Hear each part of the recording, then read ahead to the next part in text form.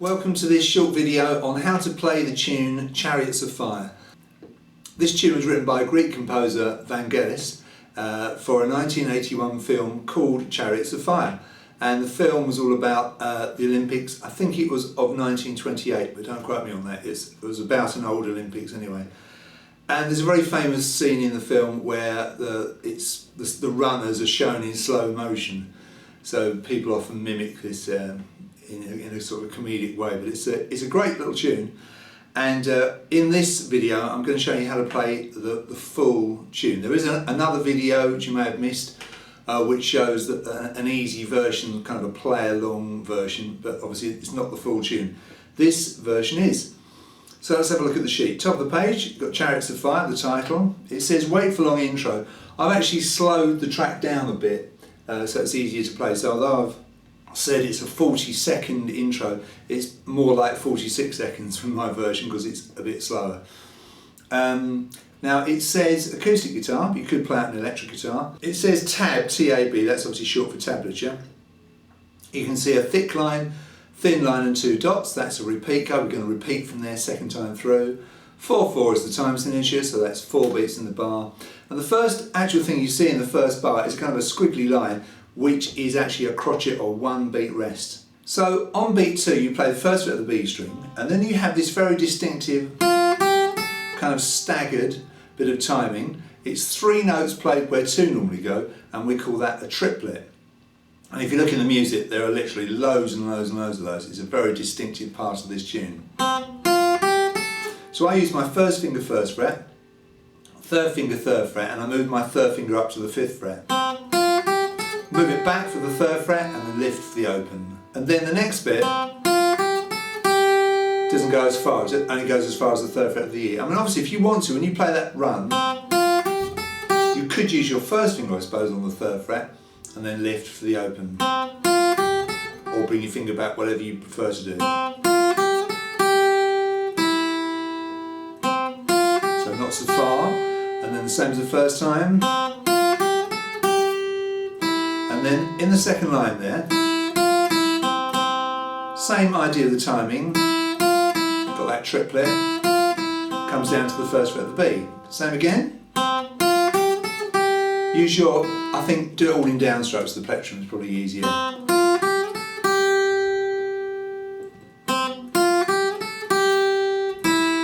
And then like before, drop down to the 1st fret of the B.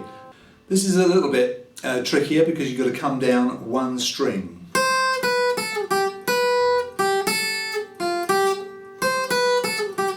Now that's the actual timing. I've actually kind of straightened it out a bit for you. I'm actually, the way I've written it is this.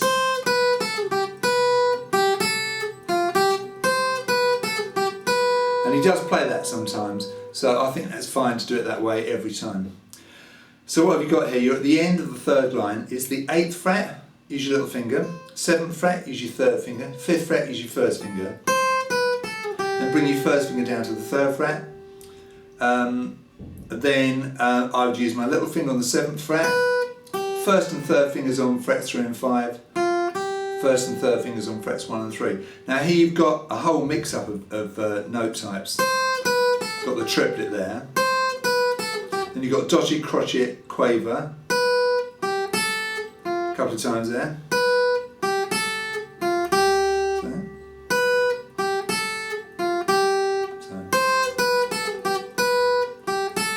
Triplet again, back to the 7th fret, it's like before, and it's all the way down until you get to that 1st fret of the B. Same again.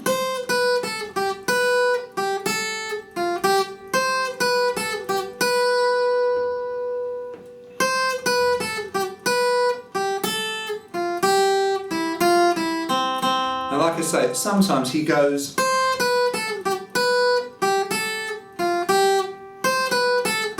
like that, he leaves a little gap, but I mean the way I've written it straight, and I think if you do it that way it's absolutely fine. So you can see the repeat sign going the other way now, 2 dots, thin line, thick line, so go back to the beginning, start again, come all the way through, and then you carry on. So we're going to carry on from the other side of that repeat. So we're, 5 lines from the end, about halfway down. So it's similar. Bit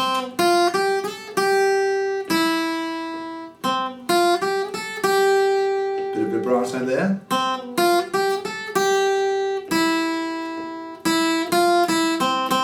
Now we've got a slight change of tune coming up. And the same here. So, in fact, you've got an octave jump there. First at the B to the 8th fret of the E, both C notes.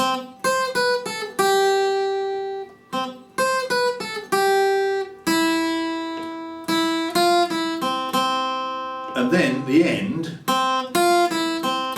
is this riff, played 4 times and then the tune fades out. It's a little bit tricky. Probably in an ideal world you'd probably come across the strings, but I think for your purposes it's probably going to be easier, taking everything into consideration, just to come down the E string and down onto the B. So it's a very distinctive tune. You probably know it already. You perhaps didn't know what it was called, but it's it's a very, very strong tune, isn't it? And I would urge you to do what I'm about to do now, which is to play along with the track. Like I say, got to wait for that long intro. Let's get that track going. Coming up then, here we go.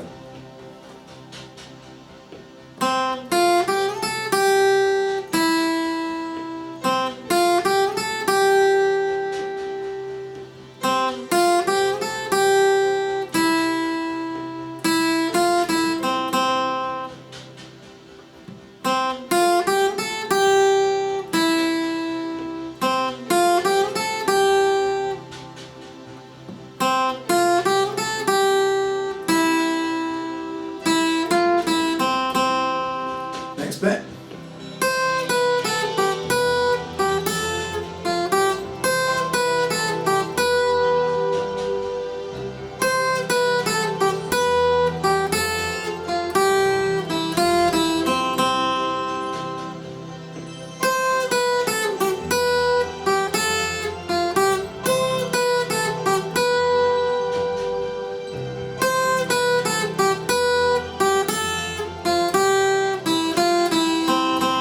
Start again.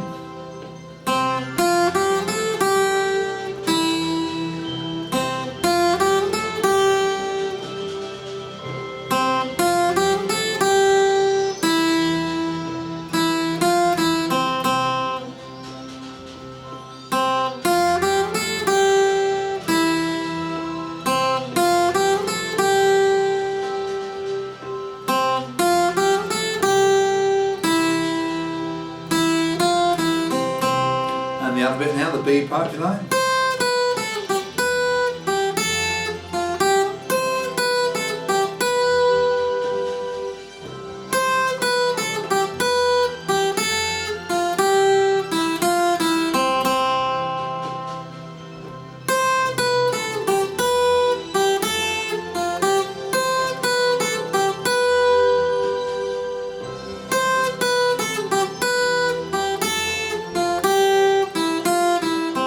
Carry on, same as the first bit.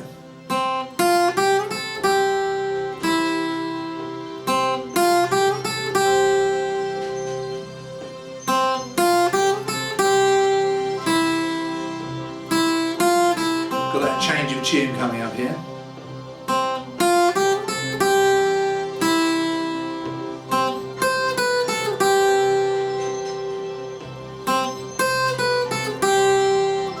Open E here, and then it starts with 1 B each time.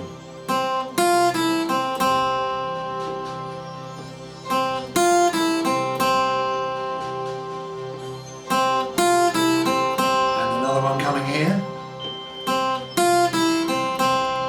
And the tune does eventually stop. So the whole thing is quite long, isn't it? You're getting on for about 4 minutes worth of music here. But like I say, a very well-known tune, and it's really good fun to play. I really enjoy that.